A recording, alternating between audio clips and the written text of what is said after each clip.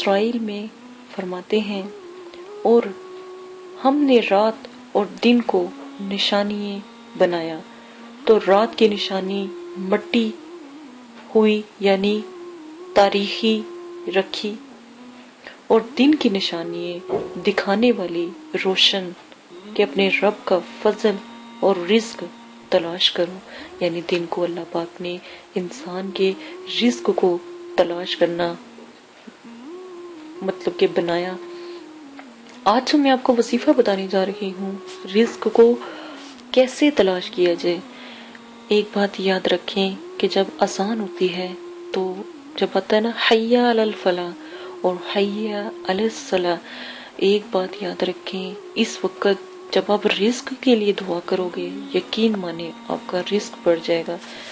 جو بھائی ملازمت کرتے ہیں، کاروبار کرتے ہیں، جن کی دکان ہے یا کوئی گاہک نہیں آتا یا کوئی اس قسم کا مسئلہ ہے، ہر طرف بہت زیادہ رش ہے لیکن وہ ان کی شاپ پہ یا دکان پہ کوئی لوگ نہیں آتے، تو نماز اذان خاموشی سے سنو۔ اللہ تعالیٰ نے فرمایا کہ جو لوگ اذان کے وقت چپ نہیں رہتے، خاموش نہیں رہتے، ان کے قیامت کے وقت یعنی مرتے وقت کلمہ کبھی نصیب نہ ہوگا، اور جب وہ قیامت کے دن اٹھائے جائیں گے تب بھی کلمہ نصیب نہیں ہوگا۔ تو یہ بہت بڑی بات ہے، غور کیا کریں ان چیزوں پہ، اور جب اذان ہو اور حی علی الصلاۃ اور حی علی الفلاح کہیں تو اپنے لیے رزق کی دعا ضرور مانگا کریں، پھر مسجد جائیں، نماز پڑھ کے جیسے ہی واپس آئیں گے یقین مانیں کبھی اس دکان سے رش کم نہ ہوگا۔ گھر والی عورتیں جب رزق جیسی اذان ہوتی ہے تو دعا مانگیں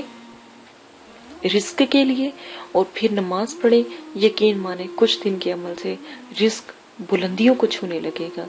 بہت پیارا عمل ہے۔ اگر کوئی ملازمت کرتا ہے اور اپنے باس کے سامنے نماز پڑھنے کے بعد جائے گا، جو میں نے عمل بتایا ہے اس کے بعد اور نماز پڑھ کے جائے گا،